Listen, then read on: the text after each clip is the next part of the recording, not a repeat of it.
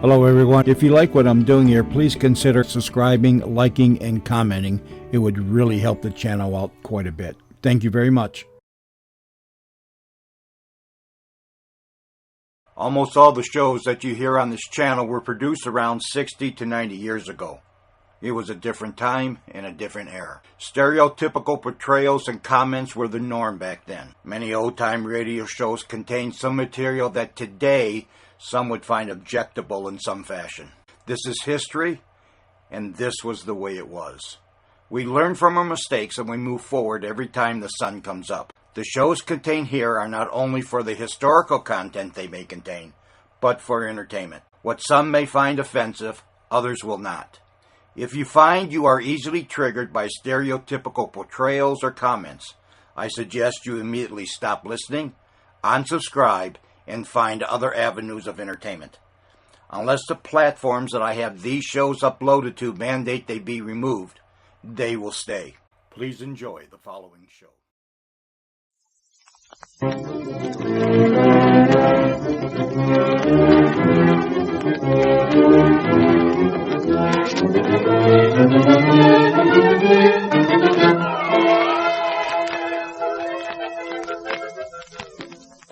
The most delightfully fascinating character in the realms of mystery, Charlie Chan.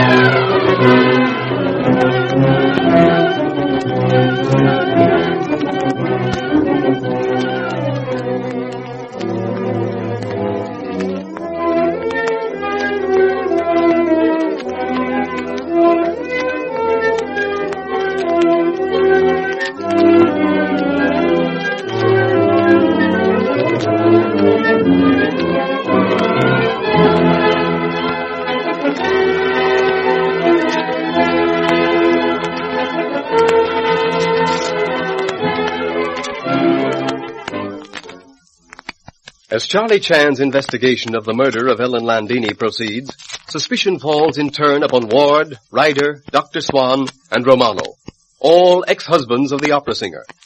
Suspicion falls, too, upon Leslie Beaton and her brother Hugh, also upon Ah Sing, servant to Ward, whose activities the night in question were most unusual. Ireland, Landini's pilot, could have shot Landini from the plane as he landed. And while Inspector Chan is questioning him, his wife, Cecile, taunts him with stunting his plane to give Landini a thrill. Ireland retorts, "You were mad with jealousy." Cecile says, "Yes, mad enough to kill her." Inspector Chan, accompanied by young Holt, the sheriff, leads Cecile to the living room for further questioning. Cecile, I am fully understanding in matter that you may have said I was mad enough to kill her as merely, shall we say, figure of speech. But other police, you understand, will not be likely to view speech in similar manner. Oh, I did not kill her, Monsieur Chan. I speak wild. I was excited. It was, as you say, manner of speech. Mr. Ryder, you were looking from window. Did you see Cecile outside house? I did not. And not only that, I saw Cecile coming down the stairs to the upper hall after the shot was fired. She could neither have been outside nor in the study when the shot was fired. You are forgetting something, Mr. Ryder. And that is? I think it is well, Sheriff, that we impart facts to the entire group. Perhaps this will lead to further elucidation. Will you be so kind? You see, Madame Landini was dead before that shot was fired. What was that you said? Landini was killed about 4 minutes before you heard the shot. The sound of the real shot was drowned by the noise of the airplane motor. The shot you heard was a blind to mislead. Somehow I don't know whether or not to believe that. Somehow, Mr. Ryder, makes little difference. Your belief. We are dealing with things as they were. Monsieur Chan, I can explain every little thing I did. I did not kill Landini. I was sad. I told you before. She sent me for a blanket. I do not go. I hear my husband make the stunt over the house. I know he do it for her, Landini. I stand weeping on back stairs. The cook, she see me. If Landini was killed 4 or even 5 minutes before shot, I could not do it. I was gone from study more than 10 minutes. Dr. Swan, he see me downstairs when I placed some more fruit in bowl in dining room. That is perfectly true. And Mr. Ward, he meet me on back stairs when I go to kitchen. Mr. Ryder, he see me when I come downstairs after shot. How could I make what you call murder? And I saw Cecile when she left the study. You have many champions, Cecile. That is reward for cheerful countenance and bright spirit. Do not spoil same by such hasty, ill-timed outbursts as, I was mad enough to kill her. That is all now. You may go to your room. Thank you so much. So, Miss Beaton, you saw Cecile leave the study. Yes, I did, Dr. Swan. One moment. I saw you... One moment, please, Miss Beaton. Dr. Swan, can you remember what you did see as you looked into study? I wasn't in the study, and I did not say you were in study.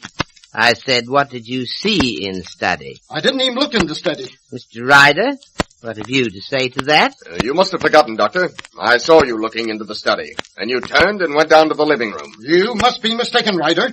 I did not look in the study. Mr. Sheriff. Yes, Inspector? My request is you take Miss Beaton to study. I will join you in a few minutes. Sure thing. Come on, Miss Beaton. You are not going to tell me, Dr. Swan, that Mr. Ryder was entirely mistaken? I don't know what you're driving at. You are not going to say that you were never near study? That is exactly what I'm going to say. I'm sorry, Ryder, but you were mistaken. Or else you were trying to put the blame for the murder on my shoulders. Don't be a fool, Swan. Why should I say I saw you if I didn't? Please, gentlemen, remember that he who would throw stones must first reflect upon safety of his own house of glass. Dr. Swan, Mr. Ryder's statement is corroborated by another witness. Someone else saw you at study. Who? Who else is lying about me? No one is lying, Doctor. There's no accusation attached to being at study. That is, there was none till you so vehemently denied same. Now look here, Chime. I don't intend to Dr. Swan, let me give you a piece of advice. She comes too near to guilt, the Empress who is tried. He comes too close to same, the Emperor whose faulty rule is much denied. Are you inferring that... Nothing was inferred, my dear doctor, that you did not bring upon yourself by too fervent denial of inconsequential facts. That is all, doctor, for the present. Thank you so much. By Jove. Well, I'll be. Holt. Holt? Sheriff? The old sheriff, young Don's father, coming up the terrace. How are you, Sheriff? Well, if it isn't John Ryder. I'd recognize your voice anywhere.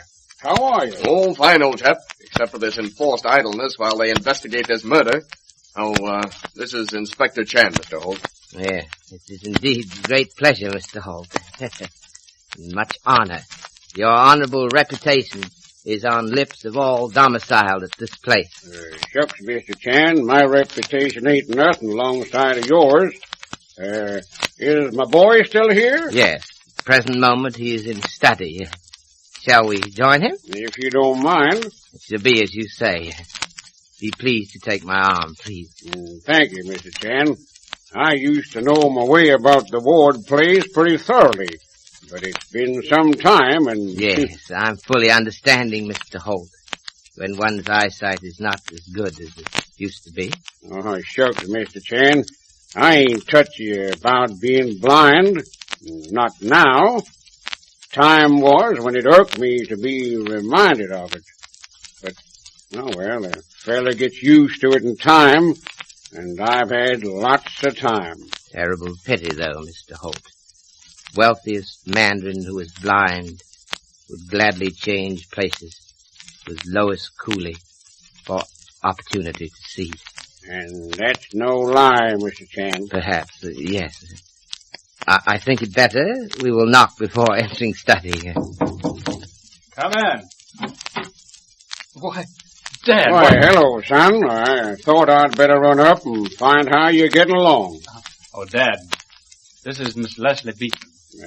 Glad to meet you, indeed. I'm very glad to meet you. Here, won't you sit in this chair? Yes, thank you, Miss Beaton. Well, I know you want to discuss lots of things. I'll go downstairs. Before you go, Miss Beaton, Yes? remember our secret. Oh. You write again these notes. I will tell one by one persons in this house that you have done so, I see. and we will wait result. You don't need me for the next 10 minutes, do you? No extreme necessity, no. You wish to... Well, I thought I'd take Miss Beaton out and show her around a bit. Yeah, splendid suggestion indeed, yes. Good for both of you. Run along. Well, I guess my boy told me most of the developments over the telephone this morning. Anything else to add, Inspector? Not much. No one has alibi, but then, too, no one very much more motive than other.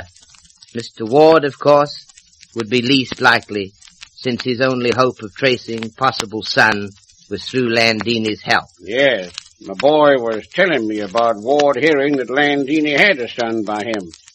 Anyone else know about that son? None but Cecile, who told Ward in first place, and Romano, who was lying. I guess you and me, Mr. Chan, think along about the same lines in a case like this. I ain't got much use for science myself. I study people. Fingerprints, ballistics, and such, Mr. Holt, I agree. Not so much use in tracing criminal, but very useful in obtaining conviction. I understand you didn't get much from our sing. Afraid not. I have lost caste with I sing. I travel with current. I was ambitious. I sought success. And for what I have won, I have paid the price. Am I accepted American? No. Am I Chinese? Not in the eyes of R.C. But he who chooses in freedom the path, he must follow it to the end. I wonder if you'll understand. I've been a friend of R. Singh for 50 years. I'd rather cut my tongue out than say a word agin him. Yes, of course. But duty's duty, and it's my boy. You understand? Yes. I've been sitting here pulling something off the arm of this chair. Here. What is it? Sort of a light, hairy fuzz. And the color, man, the color. Blue. Blue. Same as blue from blanket. Blue. Landini sent our Sing for a blanket. He came back with a blue blanket for the little dog. He came back after you had found the body. You sent him away with it. Did he lay the blanket down? No, Mr. Holt. He did not. No, Mr. Chan. That time he didn't. But God help me, that blanket has been in this room before. I'm afraid so, Mr. Holt. I can see it all. He fetched the blanket, found Landini alone, laid the blanket down on the arm of the chair, killed Landini with her own gun, tidied the place, mixed the lids on the cigarette boxes. Need I tell you why he did it? Why he killed her, Mr. Chan? Because he, too, knew of Ward's boy. He did it because of his love, his blind devotion to Dudley Ward. So, Inspector Chan's statement that even a blind man could lead the way if he'd been over the road before is suddenly, dramatically true. But what of Dr. Swan's vehement denials of inconsequential facts? We'll have to find out what they mean. After your sponsor's message, Inspector Chan will be with us again.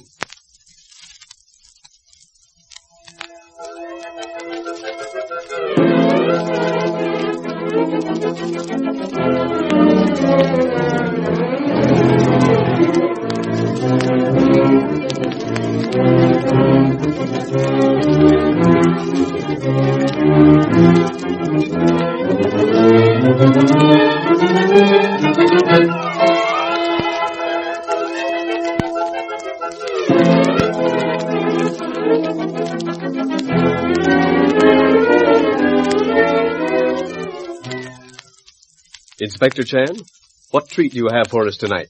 I have been thinking of Cecile's quick tongue. It is common fault. Chinese have saying regarding saying. I'm certain it will be apt. Wines and instruments of music mellow with age. Beauty with age may become dignity and loveliness, but sharp tongue remain always sharp tongue. Age will not mellow same. Only character, perseverance, and changed heart will do that. Thank you, Inspector Chan. And good night. Good night, Mr. Wilson.